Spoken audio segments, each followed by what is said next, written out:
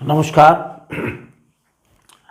प्रिय बच्चों, आज मैं आपको क्लास 12th में जो हमारा टॉपिक चल रहा था प्रकाशिकी यंत्र, ये प्रकाशिकी के अंतर्गत ही है। प्रकाशिकी एवं प्रकाशिकी यंत्र, उसमें मैंने आपको सरल सूक्ष्मदर्शी, यौगिक सूक्ष्मदर्शी के बारे में बता दिया था, या संयुक्त सूक्ष्मदर्शी कहिए। अब आज मैं आपको दूरदर्शी के बारे में बताऊंगा। देखिए, जैसा कि नाम से आपको समझ में आ रहा होगा, दूरदर्शी क्या होती है। दूरदर्शी होती है बहुत दूर रखी हुई वस्तु को देखने के लिए उपयोग में लाने वाले उपकरण को हम दूरदर्शी कहते हैं। यहाँ पे मैं पहले आपको अपवर्तक खगोलीय दूरदर्शी के बारे में बताऊंगा, बाद में आपको परावर्तक दूरदर्शी के बारे में बताऊंगा। तो आज हमारा उद्देश्य है खगोलीय दूरदर्शी के बारे में पढ़ना, उसके लिए व्यंजक ज्ञात करना और कुछ संख्यात्मक प्रश्न कराना। तो चलिए सबसे पहले हम देखते हैं खगोलीय दूरदर्शी। खगोलीय दूरदर्शी वह प्रकाशिक यंत्र है जो दूर स्थित वस्तुओं को देखने में प्रयोग किया जाता है। अब इसमें देखिए रचना इसकी क्या होती है। इसमें भी दो लेंस होते हैं। पहला लेंस जो वस्तु की ओर होता है उसको हम अपदर्शक लेंस कहते हैं। इसमें अपदर्शक लेंस बड़ा होता है, ये देखिए,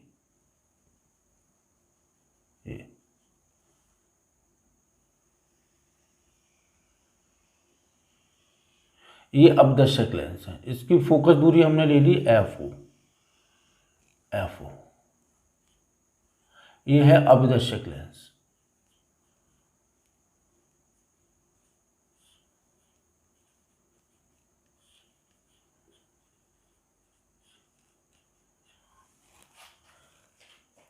बहुत दूर रखी हुई वस्तु, बहुत दूर रखी हुई है यहाँ पे। इसका जो यहां से जो किरणें आएंगी वो समानांतर आएंगी,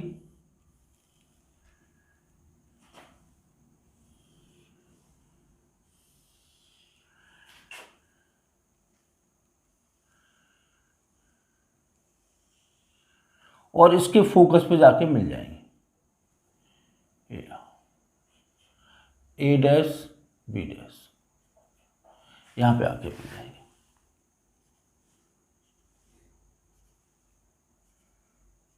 कहने का मतलब है इस अपदर्शक लेंस के द्वारा बहुत दूर रखी हुई वस्तु का प्रतिबिंब इसके फोकस पे बन जाएगा, फोकस पे। अब यहां हम लेते हैं नेत्र का।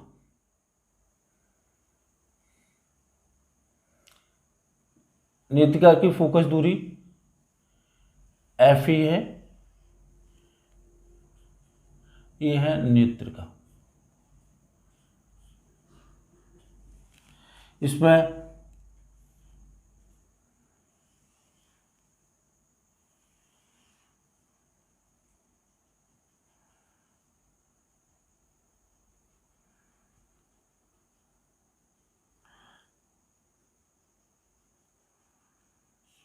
A double dash B double dash.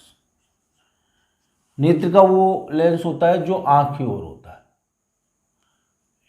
इस टाइप से। इसकी फोकस दूरी FE है और ये नेत्रिका है। ये यहाँ से यहाँ तक FO होगी दूरी, क्योंकि इसके फोकस पे बनना है ये प्रतिबिंब। ये दूरी UE होगी यहाँ से यहाँ तक, और VE दूरी यहाँ से यहाँ तक। अब देखो इसकी लंबाई कितनी होगी। लंबाई होगी FO प्लस UE। इसकी लंबाई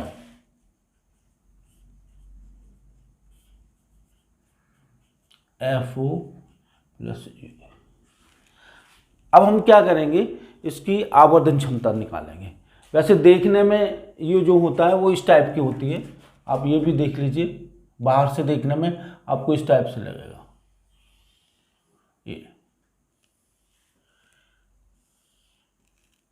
इस टाइप से, ऐसे समझिए, ऐसे।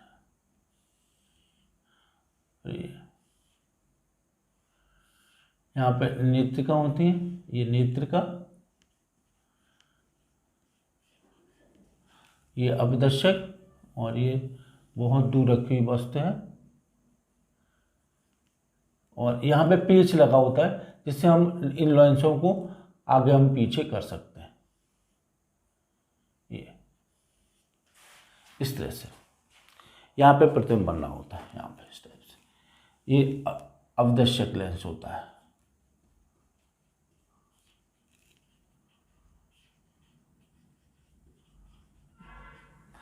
ये हमारा किरणारिक रहा। हमें इसकी आवर्धन क्षमता के लिए सूत्र ज्ञात करना है। तो देखिए ये बीटा और ये अल्फा, तो ये भी अल्फा ही होगा। अल्फा क्या है? वस्तु द्वारा आंख पर बना दर्शन कोण, और बीटा क्या है? प्रतिबिंब द्वारा आंख पर बना दर्शन कोण। देखिए ये जो दूरी होती है इस दूरी की तुलना में बहुत कम होगी। तो चाहे आप यहाँ से देख रहे हो चाहे यहाँ से देख रहे हो, हमारे आंख पर बना हुआ दर्शन कोण वस्तु द्वारा अल्फा होगा और प्रतिबिंब द्वारा आंख पर बना दर्शन कोण बीटा होगा। तो देखिए अब हम निकालना चाहते हैं आवर्धन क्षमता। तो हमने सूत्र पढ़ रखा है, m बराबर होता है बीटा अपॉन अल्फा। ये हो जाएगा tan beta upon tan alpha. अब देखिए tan बीटा क्या होगा? tan बीटा होगा ओ ई इस तरह से। हाँ, तो इसमें देखिए बच्चों अब हमें निकालना है इसकी आवर्धन क्षमता। तो इसके लिए हम वही सूत्र उपयोग करते हैं, m बराबर बीटा अपॉन अल्फा, और जब अल्फा बीटा बहुत छोटा होता है तो tan beta upon tan alpha. अब देखिए यहाँ पे tan बीटा किसके बराबर होगा? a dash b dash upon a dash e upon, यहाँ पे क्या होगा? ये भी अल्फा होगा तो ये भी अल्फा होगा, तो ये होगा ये a dash b dash upon a dash o। अब आप इसमें देख रहे हैं a डैश b डैश जो है वो हमारा कैंसिल हो रहा है। ये देखिए कैंसिल हो जाएगा, और कैंसिल होगा तो इसमें जो हमारा निष्कर्ष निकलेगा वो क्या निकलेगा? देखिए इससे ये निष्कर्ष हो गया। अब आ गया ये AO upon A dash E, और AO किसके बराबर है? FO के बराबर, और ये किसके बराबर है? UE। तो ये हमारा पहला सूत्र निकला है FO अपॉन UE, और इसकी लंबाई होगी, लंबाई बराबर FO प्लस UE। लंबाई का मतलब है लेंसों के बीच की दूरी, इन दोनों लेंसों के बीच की दूरी। अब इसकी विशेष स्थिति आती है। पहली स्थिति आती है जब अंतिम प्रतिबिंब, ये वाला प्रतिबिंब है, स्पष्ट दृष्टि की न्यूनतम दूरी पर बन रहा हो। तो हम स्थिति पहली ले लेंगे जब अंतिम प्रतिबिंब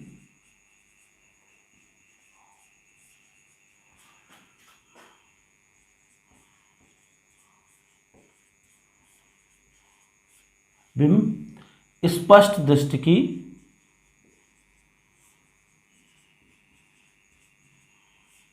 अंतिम दूरी पर बना हो।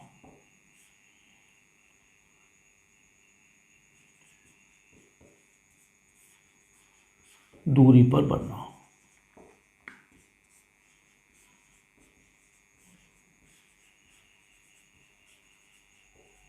बनना ये प्रतिबिंब। तो देखिए लेंस इसके नेत्रिका के लिए सूत्र ये लगाएंगे,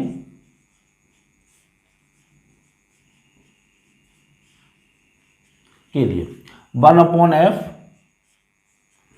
1/v माइनस 1/u। तो ये हो जाएगा 1/f ही क्या है?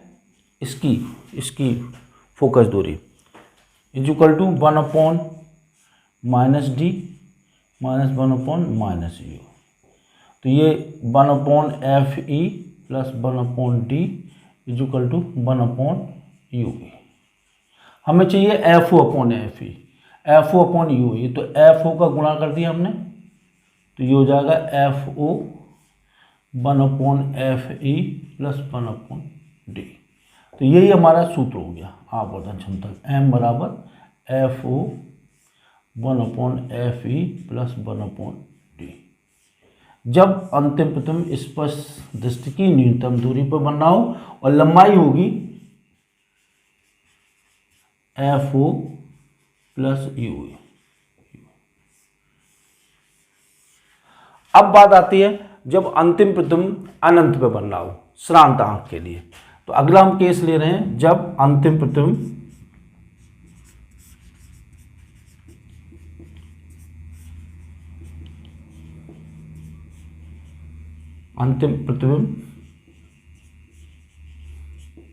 अनंत पर बनना हो।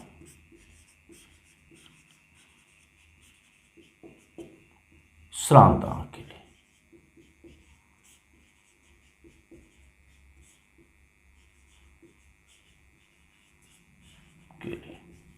तो क्या होगा, m बराबर वही बीटा अपॉन अल्फा बराबर 10 beta upon 10 alpha equal to ये तो हमने लिख रखा है और ये हमारा निकल के क्या है FO upon UE।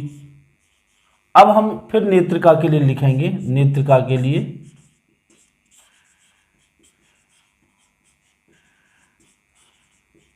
1/FB minus 1/U से ये 1/FE हो गया, ये हो गया 1/∞, ये हो गया 1/-U। इसका मतलब ये हो गया UE बराबर FE। सीधी सी बात है, जब ये प्रतिबिंब इसके फोकस पे होगा तो अंतिम प्रतिबिंब अनंत पे बनेगा। तो यहाँ पे आवर्धन क्षमता हो जाएगी ये FO अपॉन UE।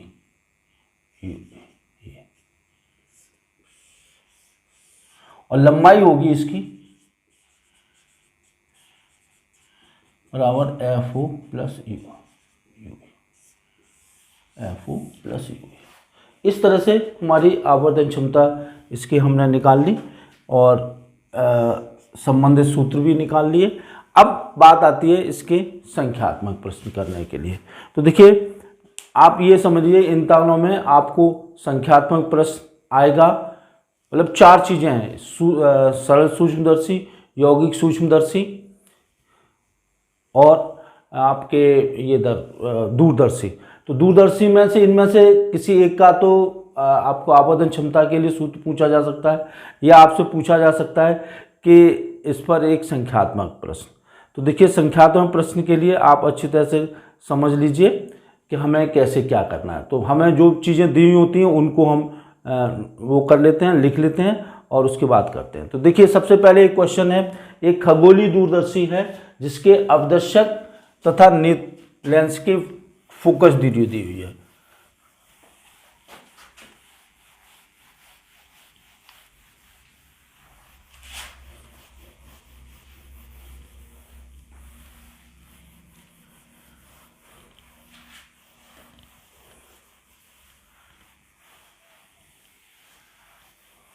देखिए इसकी खगोलीय दूरदर्शी की अवदर्शक तथा नेत्र लेंसों की फोकस दूरियां 250 और 10 सेंटीमीटर है। ये 250 सेंटीमीटर है और ये 10 सेंटीमीटर।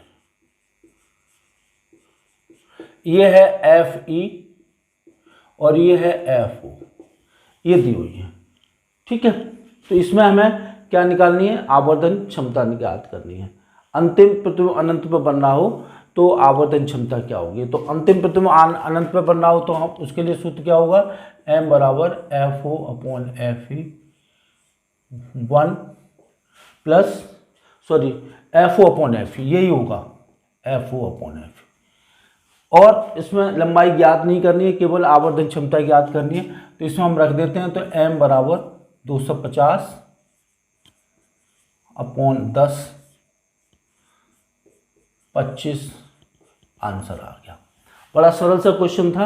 अब दूसरा क्वेश्चन है जिसको और देख लीजिए, 4 सेंटीमीटर और 60 सेंटीमीटर फोकस दूरी वाले 2 लेंसों से बने दूरदर्शी की लंबाई क्या होगी और आवर्धन क्षमता कितनी होगी।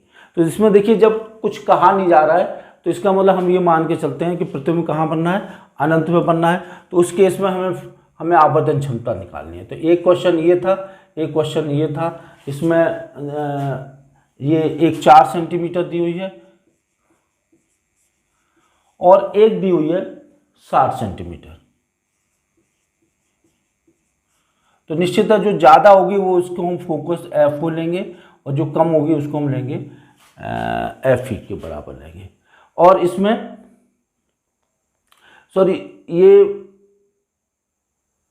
इसमें हमें आवर्धन क्षमता ज्ञात करनी है। तो आवर्धन क्षमता कितनी हो जाएगी, आवर्धन क्षमता हो जाएगी इसकी M बराबर FO अपॉन FA। तो ये हो जाएगी 60 अपॉन 4। अच्छा एक चीज़ बता दें, कुछ किताबों में यहाँ पे माइनस चिन्ह लिख के दिया हुआ है, कुछ में प्लस करके दिया हुआ है। हम केवल यहाँ पे अभी परिमाण निकालेंगे। तो 60/4 ये हो गया हमारा 15 और लंबाई कितनी होगी, लंबाई बराबर FO प्लस FA। तो ये हो जाएगी 60 प्लस 4 बराबर 64 सेंटीमीटर। तो ये हमारा आवर्धन क्षमता के लिए हमने सूत्र निकाल लिया और इसकी लंबाई निकालनी। अब देखिए थोड़ा सा कठिन क्वेश्चन लेते हैं।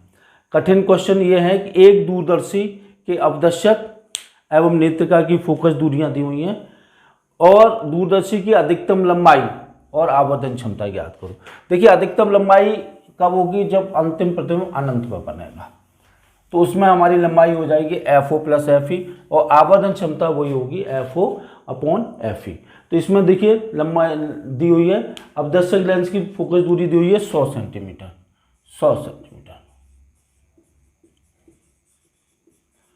और ये हो गई FO और FE दी हुई है, ये है 5 सेंटीमीटर।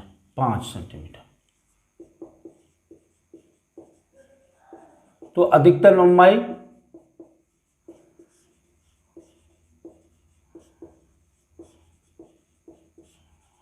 ये लंबाई हो जाएगी FO प्लस FA बराबर 100 धन 5 बराबर 105 सेंटीमीटर। और इसकी आवर्धन क्षमता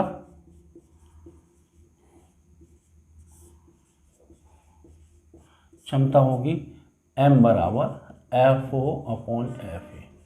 तो 100/5 बराबर 20। ये इसकी आवर्धन क्षमता हो जाएगी। इसी तरह से और देख लीजिए एक क्वेश्चन, एक अपवर्ती खगोल दूरदर्शी में अवदर्शक लेंस तथा नेत्रिका लेंस की फोकस दूरियां दी हुई हैं। यदि अंतिम प्रतिबिंब अनंत पर बने तो दूरदर्शी की आवर्धन क्षमता तथा अवदर्शक और नेत्रिका के बीच की दूरी दी है। सीधा सा क्वेश्चन है, जैसे ये क्वेश्चन था उसी तरह से ये क्वेश्चन है। FO दिया हुआ है, FE दिया हुआ है। FO दिया है इसमें 80 सेंटीमीटर और ये दिया हुआ है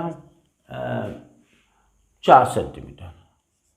लंबाई निकालनी है और आवर्धन क्षमता निकालनी है जब अंतिम प्रतिबिंब अनंत पर बनना हो। तो लंबाई हो जाएगी, सीधा सा पता है हमें, FO प्लस FE बराबर 80 प्लस 4 बराबर 84 सेंटीमीटर और आवर्धन क्षमता M बराबर FO अपॉन FE, ये हो जाएगा 80/4 बराबर 20। तो इस तरह से बहुत सरल क्वेश्चन है जिनको आप आसानी से कर सकते हैं, कोई दिक्कत नहीं है। अब मैं आपको एक चीज़ बताना चाह रहा हूँ, परिवर्ती दूरदर्शी क्या होती है। देखिए परिवर्ती दूरदर्शी होती है जिसमें हम एक उचित अवतल दर्पण का प्रयोग करते हैं।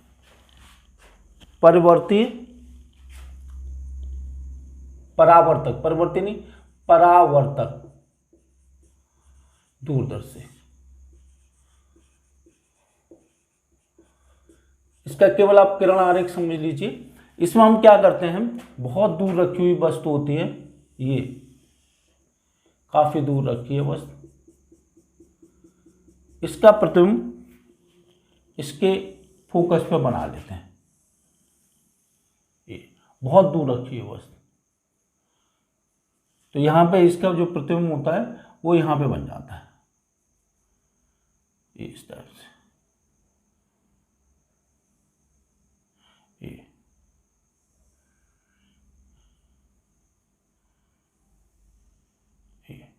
इसके फोकस बन जाता है, यहाँ बनना होता है इसका प्रतिबिंब। थोड़ा सा फोकस को बढ़ा ले लीजिए, ऐसे कर लीजिए।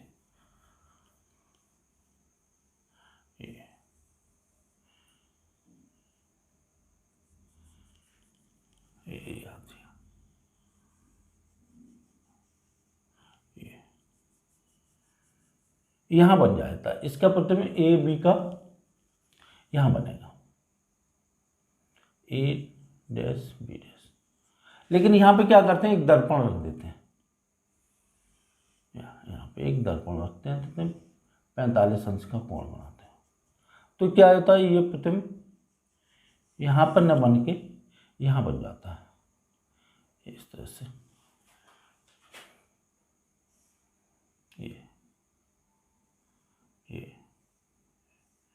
ये प्रतिबिंब यहाँ बन जाता है ए डैश बी डैश।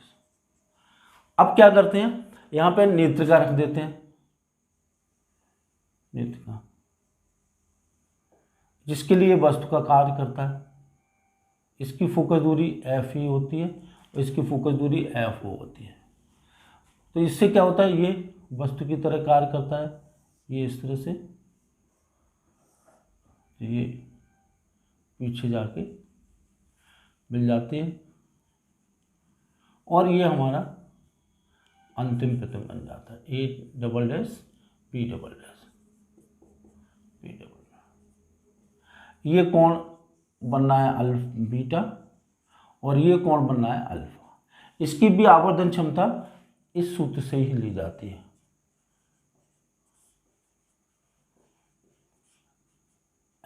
m बराबर F O upon F A. यहाँ पे एफ ओ क्या होता है, एफ ओ होता है इस लेंस की फोकस दूरी, सॉरी दर्पण की फोकस दूरी, और एफ ई होती है नेत्रिका की फोकस दूरी, क्योंकि यहाँ पे आंख होती है इस तरह से, इस तरह से। तो इसमें आपने ये देखा, ये हमारी परावर्तक दूरदर्शी है, वो अपवर्तक दूरदर्शी थी। उसमें एक दोनों लेंस में अपवर्तन की घटना हो रही थी। यहाँ पे दर्पण द्वारा परावर्तन होगा, फिर इसके द्वारा अपवर्तन होगा।